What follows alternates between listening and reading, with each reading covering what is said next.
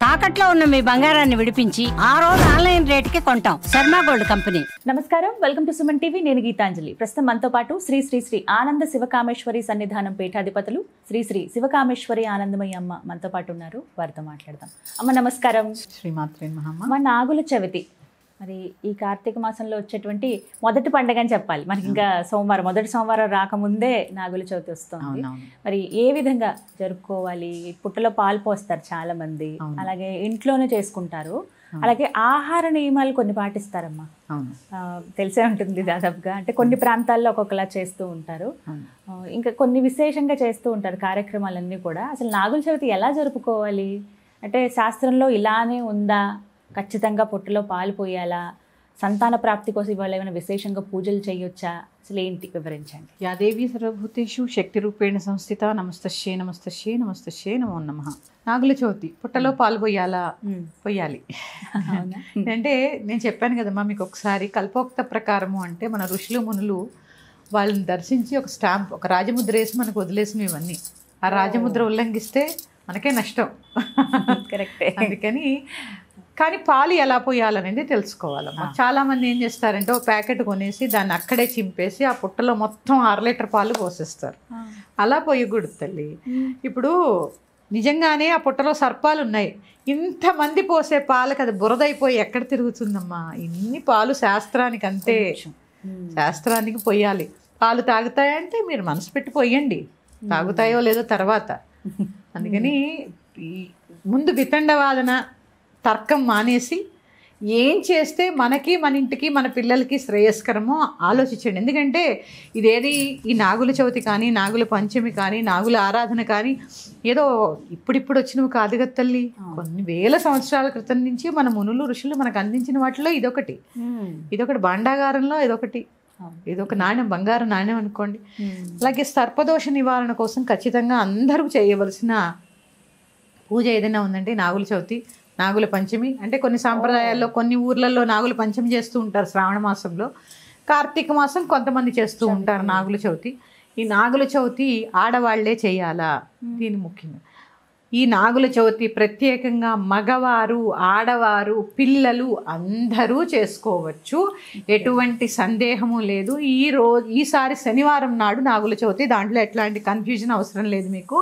25వ తారీఖు స్థిరవారము నాడు నాగుల చవితి. ఇది గుర్తుపెట్టుకోండి. ఆ రోజు చక్కగా ఇంటిల్లిపాతి వెళ్ళి పుట్ట దగ్గర చక్కగా కూర్చుని 5 నిమిషాలు, పుట్ట మీకు లేదు అక్కడ ప్రతి గుళ్ళల్లో జంట నాగులు ఉంటాయిగా, వాటిని కడిగి పాలు పోసి మళ్ళీ కడిగి వాటికి పసుపు కుంకుమ రాసి గంధం రాసి నువ్వుల నూనెతో కానీ ఆవు నేతితో కానీ దీపారాధన చేసి, మీరు తెచ్చిన పాలల్లో కొన్ని పాలు ఉంచుకుని నివేదన చేసి, అలాగే చిమ్మిలి అంటే మా ప్రాంతాల్లో చిమ్మిలి అంటారు, దేని నువ్వులు బెల్లం తొక్కుతారు. అవునమ్మా. ఆ రోజమ్మ చాలా మంది మిక్సీల్లో వేసేస్తున్నారు. అసలు ఆ రోజు చాకుతో కరిగినవి ఏవి కూడా తినకూడదు. కొంచెం ఇంత చేసినా కూడా అమ్మ దంచుకోవాలి, రోట్లో వేసి దంచినదే తినాలి. మిక్సీ వేసి ఇట్లా ఆ చాకుతో పగిలినవి కూరలు కానీ ఆ రోజు కోసినవి కూడా తినకూడదు. నాగుల చవితి నాడు ప్రత్యేకంగా ఉపవాసాలు చాలా మంది చేస్తారు. అక్కడ పుట్ట దగ్గర కూడా 16 ఉపచారాలు చేయాలి. మీకు సమయం లేకపోతే 5 ఉపచారాలు, పుష్పము, గంధము, ధూపం, దీపం, నివేదన, ఈ 5 ఉపచారాలు అయినా చేయాలి. లేదా షోడశ ఉపచారాలు 5 నిమిషాల్లో అయిపోయేది నేను చెప్తాను. 5 నిమిషాలు కూడా పట్టదు. ఓం నాగరాజాయ నమః ధ్యాయామి, ఓం నాగరాజాయ నమః ఆవాహయామి, ఓం నాగరాజాయ నమః నవరత్నక సింహాసనార్థే అక్షతాన్ సమర్పయామి, ఓం నాగరాజాయ నమః పాద్యం సమర్పయామి, ఓం నాగరాజాయ నమః హస్తయో అర్ఘ్యం సమర్పయామి, ఓం నాగరాజాయ నమః ముఖే శుద్ధాచమనీయం సమర్పయామి, ఓం నాగరాజాయ నమః స్నానాన్ స్నపయామి. ఈ స్నానం అన్నప్పుడు చక్కగా పాల్పోయండి, నీటితో కడగండి, పాలతో అభిషేకం చేయండి, మళ్ళీ నీటితో కడగండి, మళ్ళీ వస్త్రాలు, ఇలా 16 ఉపచారాలు చేసుకోండి. 5 నిమిషాలు సమయం పడుతుంది. అలాగే చాలా విశేషంగా ఇంకొక స్తోత్రం చదువుకోవాలి, అదే నవనాగ స్తోత్రము. వీటికి అన్నిటికన్నా ముఖ్యమైనది రాగానే పుట్టలో పాలు పోయకుండా చక్కగా ఆచమనం చేయాలి, సంకల్పం చెప్పుకోవాలి. చెప్పాలమ్మా. ఇక్కడ ఏంటంటే హడావిడి చేసేస్తారు, పుట్టలు ఉన్నవే చాలా తక్కువ, ఉన్న చోట ఏం చేస్తారంటే ఇక చూసుకోండి తోసేసుకుంటారు, తోసేసుకుని ఎవరిది కాదు అవును. ఎవరిది కాదు. అందుకని చక్కగా క్యూ పద్ధతి పాటించండి. ఇంకా నేను చెప్పేది ఏంటి అంటే అక్కడ క్రాకర్స్ లాంటివి కాల్చకండి. మామూలుగా నిప్పు అన్నా శబ్దం అన్నా జంతువులకి భయం కదా, అందుకని అక్కడ కాల్చకండి. చాలా మంది దేవాలయాల్లో కూడా గుడ్లు తీసుకెళ్తున్నారమ్మా, తీసుకెళ్ళకండి. పాలు పోయమని చెప్పారు కానీ గుడ్లు ఏమని ఎక్కడ చెప్పారండి? ఇదంతా విచిత్రం. దీన్ని అంటారు విధ్వంసం అంటారు, పూజ అనరు. అంటే మీ సెంటిమెంట్ మీది అంటే మీరు ఇంట్లో చేసుకోండి. అలాంటప్పుడు చక్కగా నాగపడగ ఏర్పాటు చేసుకుని మీ ఇష్టమైన పోసుకోండి. దేవాలయాలకు కూడా మీరు నిషిద్ధం కదమ్మా. అవును. దేవాలయాల్లో దేవతలకి మాంసాహారము అలాగే ఈ గుడ్లు ఇవన్నీ నిషేధం కదా నివేదనకి. మరి మనం అక్కడికి పట్టుకెళ్తున్నామా? దేవాలయాల్లో పుట్ట ఒకటే ఉంటుందా? నాగేంద్రుడు ఒకటే ఉంటాడా? మిగిలిన దేవతలందరూ కూడా ఉంటారు కదా. మరి అవన్నీ మనం ఎందుకంటే కొంత శుచి శుద్ధి పాటించాలి కదమ్మా దేవాలయాల్లో అయినా. కనీసం ఇవన్నీ కూడా పాటించండి అమ్మా. సాధ్యమైనంత వరకు సాత్వికమైన ఆరాధన.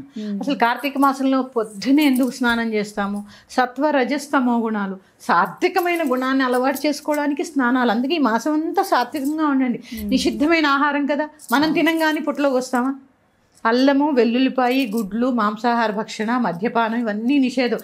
ఇంకా తెలుసా, బ్రహ్మచర్యం పాటిస్తే ఉత్తమోత్తమం నెలంతా పాటించాలి కూడా. ఇలాంటి వాటిల్లో మరి ఆ గుడ్లు ఎందుకు తెస్తారు, అక్కడ ఎందుకు పోస్తారు? ఇది విధ్వంసం సృష్టించడమే కదా.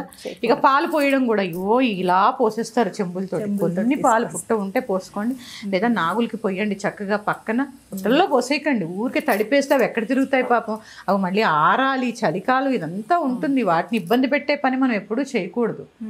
ఇవి మళ్ళీ ఏమో ఒక సర్పదోషం ఉందా అండి, కోపం వచ్చిందా అంటే మరి తడిపేసి తిరగలేకపోతే తిట్టుకోదా మరి సర్పం? ఇంకా ఇదొక వర్షన్ అమ్మా. సెకండ్ వర్షన్ ఏంటి, పాములు పాలు తాగుతాయా? పాములు నిజంగా దేవుళ్ళు కాబట్టి నువ్వు ఉన్నది ఎక్కడ? పాతాళలోకం పైన. పాతాళలోకాన్ని పాలించేది నాగరాజే. ఆయన ఉన్నారు కాబట్టి పైన మనం ఉన్నాం. నేను సంతానాభివృద్ధి కలగాలంటే ఇంకా నేను చెప్తానమ్మా. అసలు శుక్రకణాలు ఎలా ఉంటాయమ్మా లోపల? సర్పాల చిన్న చిన్న చిన్న చిన్న సర్పాల్లా ఉంటాయి. మరి ఎందుకున్నాయి? మూలాధార చక్రంలో నాగు చుట్టుకుని పడుకుని స్వాదిష్టాన చక్రం దాకా ఎందుకుంది అంటే నాగులకి మనకి సంబంధం ఉంది, లేకపోలేదు. నాగలోకానికి మనుష్యలోకానికి పితృలోకానికి సంబంధాలు ఉన్నాయి.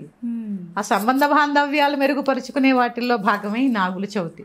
ఒక్కొక్క మంత్రాన్ని డీకోడ్ చేసుకుంటూ వెళ్తే ఎన్నో విషయాలు తెలుస్తాయి. ఇప్పుడు చేసుకునే సమయం లేదు కాబట్టి మనకి పాలు పోయడము, సంకల్పం చెప్పుకోవడము, షోడశోపచారాలు చేయడము, క్షీరంతో అభిషేకం చేయడము, నివేదన చేయడము, ఆవునేతితో దీపారాధన చేయడము, ఇంకా ఆఖరిలో తెచ్చుకోవాల్సింది ఏంటి, పుట్టమన్ను. ఆ పుట్టమన్నుని చక్కగా చెవుకి ధరిస్తారమ్మా. ఇక్కడ ధరించడం వల్ల చిన్ని పిల్లలకి చెవుపోట్లు రావు, అలాగే చర్మ వ్యాధులు రాకుండా ఉంటాయి. అలాగే వివాహం కాని కన్యలకి, వివాహమైన పిల్లలకి, సంతానం కోరుకునేవారు ఆ పుట్టమన్ను నాభి దగ్గర మన ధరించడం ద్వారా ఏదైనా దోషాలుంటే తొలగి సంతానానికి మంచి అనువైనటువంటి కాలం వస్తుందన్నమాట ధరించడం. ఇది నేను ప్రాక్టికల్గా చెప్తున్నాను. పోయిన సంవత్సరం మన ఇంట్లో ఒకళ్ళకి నేను ఆ పుట్టమన్ను తెచ్చి గర్భానికి రాయడం జరిగింది. ఆ అమ్మాయి ఇప్పుడు డెలివరీకి ఉంది. సంతానం కోరి అంటే ఇది నేను అనుభవపూర్వకంగా చెప్తుంది. ఇంకా సంతానం లేని వారు ఆ పుట్టమన్నను కొద్దిగా తవ్వేయకండి అమ్మా, ఇంత చాలు, ప్రసాదం ఇంతే చాలు కదా మనకి, ఇంత కూడా అవసరం లే, ఇంత దాన్ని తడిపితే అందరూ చెవుకు పెట్టుకోండి, మగవాళ్ళు ఆడవాళ్ళు పెట్టుకొని పిల్లలకు సంతానం కావాల్సిన వాళ్ళు వివాహానికి ఉన్న కన్యలందరికీ చక్కగా గర్భం దగ్గర చక్కగా బొట్టులాగా పెట్టుకుంటే ఎటువంటి దోషాలు ఉన్నా తొలగిపోతాయి. అలాగే నవనాగ స్తోత్రము, అనంతం వాసుకం శేషం పద్మనాభంచ కంబలం అని ఒక స్తోత్రం ఉంటుంది. అంటే నాగులు ఎన్ని రకాలు? 9 రకాల నాగులు. ఈ 9 రకాల నాగులకి ఆ నాగరాజులు. ఈ కలియుగంలో కూడా మనం చెప్పుకున్నాం ఒకసారి నలదమయంతుల కథలో కర్కోటకుడు గురించి. ఆ కర్కోటకుడు కూడా అందులో వస్తాడు. అంటే వీరందరి ద్వారా కూడా ఈ నాగబాధల నుంచి, సర్పబాధల నుంచి, అలాగే కలిబాధల నుంచి కూడా విముక్తి కలిగి సమస్తమైనటువంటి అడ్డంకులు తొలగి ఆ సర్పరాజు యొక్క అనుగ్రహం లభించి అన్నీ మంచిగా జరుగుతాయమ్మా. చక్కగా భక్తి శ్రద్ధలతో నిదానంగా ఆ చక్కగా పుట్ట దగ్గర పూజ చేసుకోండి. ఒక్క సందేహం, మరి ఆహారం ఏం తీసుకోవాలి ఆ రోజు? ఆ రోజు ఉపవాసం ఉంటారమ్మా. ఈ తొక్కినవి చిమ్మిలి చనివిడి చేస్తారు ఆ రోజు, అవి తీసుకుంటారు. లేని పక్షంలో చాకుతో కోసినవి కానీ కత్తిపీటతో తరిగినవి కానీ తినకుండా పూరి చేసుకోవచ్చు. కవ్వంతో చేసిన మజ్జిగ కూడా తినకూడదమ్మా ఆ రోజు. అవునా? పెరుగే తినాలి. మజ్జిగ తినొచ్చు, పెరుగు తినొచ్చు, కవ్వంతో చిలికిన మజ్జిగ తాగొద్దు. తాగొద్దు. అలాగే శుచి శుభ్రత, కాస్త మడి అంటే ఏం లేదమ్మా, అది ఇది అంటూ గింటూ అన్నీ కలిపేసుకోకుండా శుచిగా చక్కగా పాటించండి. ఆహార నియమాలంటే ఉపవాసం ఉండగలిగితే ఉండండి, లేదా పూరి చేసుకోండి, పాయసం చేసుకోండి, ఇవన్నీ కూడా చాక అవసరం తాగొచ్చు. పుట్టులో పాలు పోస్తారు కదా, పాలు తాగొద్దు ఇంట్లో అంటే పాలు ప్రసాదంగా తీసుకోవాలి కదమ్మా. అవును, తీసుకోవాలి. అందుకే మరి అలా అంటే నువ్వుల్లో పాలు ఉండవు, నువ్వులు తొక్కుతుంటే కూడా నూనె పాలు అన్నీ వస్తాయి. అందుకని ఎక్కువ చాదస్తం పోకండి, ఊరికే మాడిపోకండి. చక్కగా శరీరాన్ని నిలబెట్టుకునేంత ఉపవాసం చెయ్యాలి. రాత్రి మాత్రం ఏమీ తినకూడదు అంటారు. మధ్యాహ్నం ఏం తిన్నా మధ్యాహ్నం వరకే, రాత్రి ఏది తినకూడదు అంటారు. ఉదయము రాత్రి వదిలేసి మధ్యాహ్న కాలంలో చక్కగా పళ్ళు తీసుకోవచ్చు, లేదా ఏదైనా జ్యూసు అట్లాంటివైనా తీసుకోండి. కటిక ఉపవాసాలు ఎప్పుడు కూడా మంచి. ఉపవాసం అంటే మళ్ళీ చెప్పాలంటే అదో పెద్ద ఎపిసోడ్ అయిపోతుంది, మళ్ళీ తెలుసుకుందాము. ఇలా నేను చెప్పినట్టుగా దాన్ని ఏమంటారు, సునాయాసంగా చక్కగా షోడశోపచార పూజ చేసుకుని సంకల్పం చెప్పుకొని ఈ నవనాగ స్తోత్రాన్ని చక్కగా పఠించి ఆ యొక్క స్వామివారి సుబ్రహ్మణ్యేశ్వరుడి యొక్క కృపకి పాత్రలు కాగలరు. మరొక అంశంతో మీ ముందుకు వస్తాను. శ్రీమాత్రే నమః. స్వస్తి. నమస్కారం.